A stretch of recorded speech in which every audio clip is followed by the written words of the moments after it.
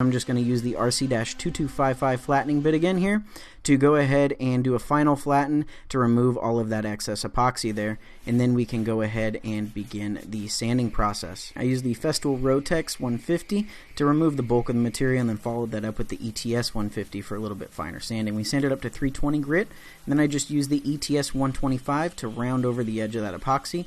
Followed that up with a 220 grit Gator finishing sponge to go ahead and feather that out, and used a bit of water to get a preview of what that was going to look like. Turned out great, and now we're ready for finish. So I'm using some Odie's oil here, and it's my go-to finish for doing any sort of epoxy work with wood.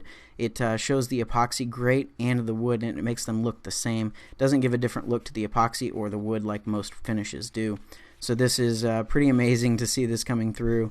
And then after about 40 minutes, I was able to buff off that Odie's oil, and it made a beautiful matte finish.